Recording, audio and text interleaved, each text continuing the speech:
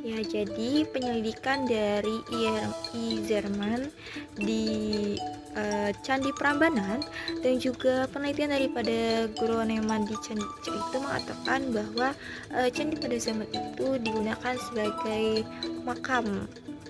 Nah, padahal eh, Sukmono menegaskan bahwa candi itu bukanlah makam tetapi bangunan kuil. Memang seperti yang kita ketahui bahwa sebenarnya candi itu sebuah tempat ritual ataupun tempat suci pada zamannya dan juga digunakan untuk menyembah kepada dewa yang memang mereka percayai. Jadi menurut saya dan juga apa yang saya ketahui dan juga tak lupa untuk saya cari di beberapa situs-situs yang terpercaya seperti jurnal dan artikel, memang yang sebenarnya itu candi itu hanyalah sebuah pada zamannya adalah sebuah bangunan yang tujuannya itu untuk menyembah ataupun melakukan ritual suci kepada dewa-dewa tertentu.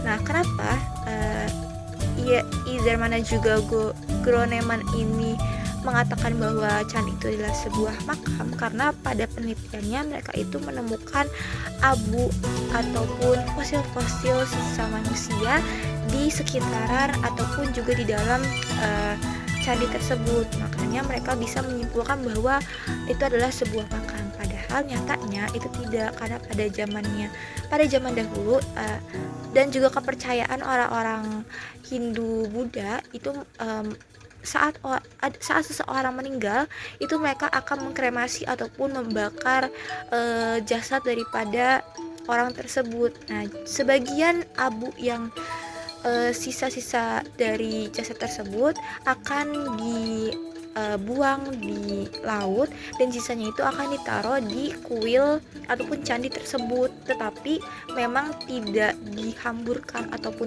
tidak dikeluarkan, tetapi diwadahkan dan itu pun ditaruh di sekitaran candi. Mungkin pada saat itu mereka ini melihat abu tersebut ataupun ya sisa-sisa tubuh manusia tersebut sehingga mereka bisa menyimpulkan bahwa candi itu adalah sebagai sebuah makam.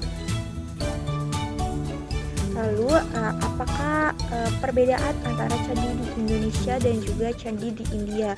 Nah, seperti yang kita ketahui bahwa candi di India itu sebutannya berbeda dengan candi yang ada di Indonesia. Candi India itu disebut dengan Dewa Graha dan candi di Indonesia itu disebut dengan Candika Graha. Nah, candi di India ini memiliki artian yang merupakan rumah dewa dan fungsi utama dan juga satu-satunya candi di sana hanyalah untuk kepentingan ibadah pada dewa ataupun dewa yang mereka sembah.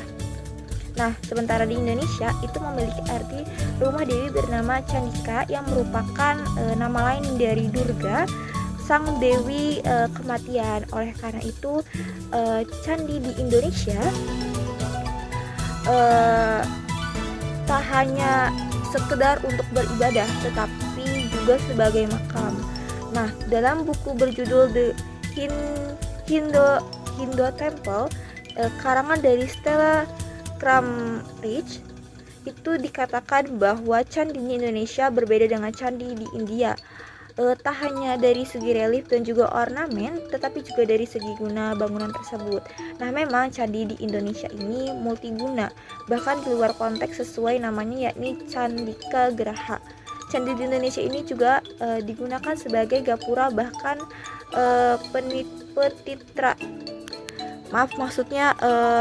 petitraan atau pemandian. Jadi perbedaan itu mungkin sangat bisa dilihat dari artiannya yang berbeda antara candi di India dan juga candi di Indonesia.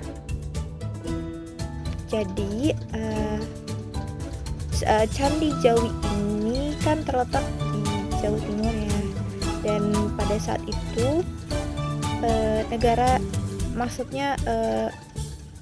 kerajaan yang berkuasa di daerah tersebut itu adalah Kerajaan Singasari, dan dikatakan di dalam kitab Negara Kertagama Pupuh 56 disebutkan bahwa Candi Jawi didirikan atas perintah dari raja terakhir kerajaan Singasari, yaitu Kertanegara. Nah, Candi Jawi dibangun pada abad ke-13 dan merupakan peninggalan sejarah kerajaan Singasari.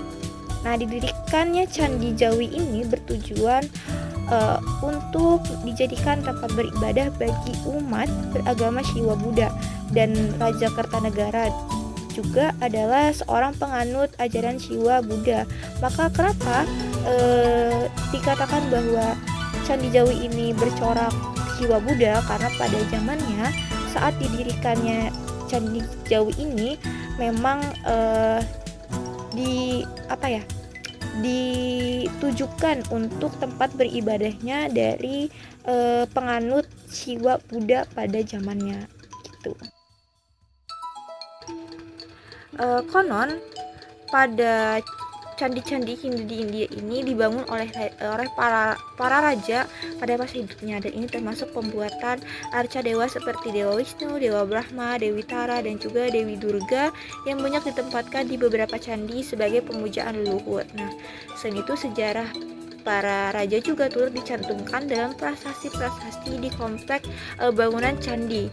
Sementara itu, candi-candi Buddha umumnya dibangun sebagai bentuk pengabdian kepada agama untuk mendapatkan kebaikan. Nah, fungsi candi di Indonesia juga berguna sebagai tempat penyimpanan abu para leluhur. Masih sering digunakan sebagai tempat untuk menyimpan abu jenazah para leluhur yang dikuburkan. Di budaya Hindu, benda yang dikuburkan disebut dengan pripih, dianggap sebagai lambang zat jasmani yang rohnya bersatu dengan dewa penitisnya. Nah, pripih ini biasanya diletakkan dalam peti batu dasar bangunan, lalu di atasnya dibuat patung dewa sebagai perwujudan sang raja.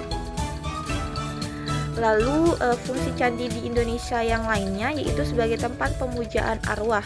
Nah, dalam hal ini candi sering digunakan umat Hindu sebagai tempat untuk memuja arwah raja ataupun seorang tokoh penting. Nah, konon masyarakat Hindu percaya bahwa arwah yang telah meninggal akan bersatu dengan dewa perwujudan ataupun yang menjadi penitisnya. Contohnya Candi Simping di Blitar, yang merupakan tempat pemakaman dari Raden Wijaya yang dipercaya sebagai perwujudan dari dewa Harihara.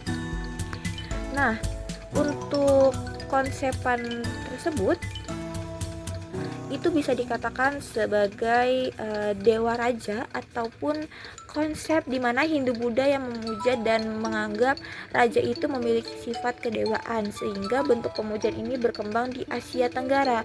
Konsep ini terkait dengan sistem monarki yang menganggap raja itu memiliki sifat ilahiyah dan sebagai dewa yang hidup di atas bumi, sebagai titisan dewa tertinggi sehingga dikaitkan dengan Siwa atau Wisnu. Nah, gagasan India mengenai konsep ini merupakan Raja Jagat Cakrawartin. Secara politik, gagasan ini dilihat sebagai suatu upaya pengasahan atau justifikasi kekuasaan dari seorang raja dengan memanfaatkan sistem keagamaan. Nah, konsep ini juga mencapai bentuk dan juga wujudnya yang paling canggih di Jawa dan juga Kamboja, di mana monumen-monumen agung seperti Prambanan dan juga Angkor Wat dibangun untuk memuliakan raja di atas bumi. Begitu. Lalu kepercayaan dewa raja juga memungkinkan seorang raja itu untuk mengerahkan rakyatnya dalam melakukan pekerjaan umum berskala besar dan proyek-proyek raksasa, misalnya menciptakan dan memelihara sistem pengairan hidrolik yang rumit untuk mendukung pertanian padi dalam skala besar, atau membangun monumen-monumen agung seperti candi-candi untuk menghormati raja yang telah wafat. Dikatakan seperti itu, diketahui bahwa hal ini dikarenakan candi ini memiliki beberapa fungsi. Nah, fungsi pertama itu ada di dalam candi itu terdapat abu jenazah.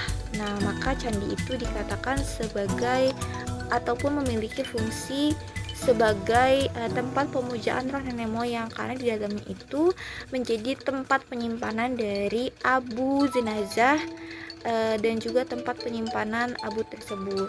Kemudian fungsi lainnya itu adalah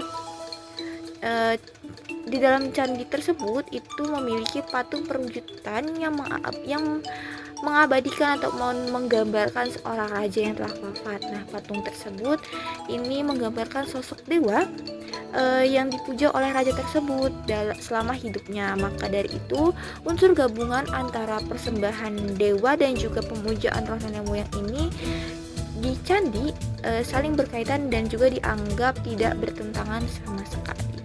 Seperti itu.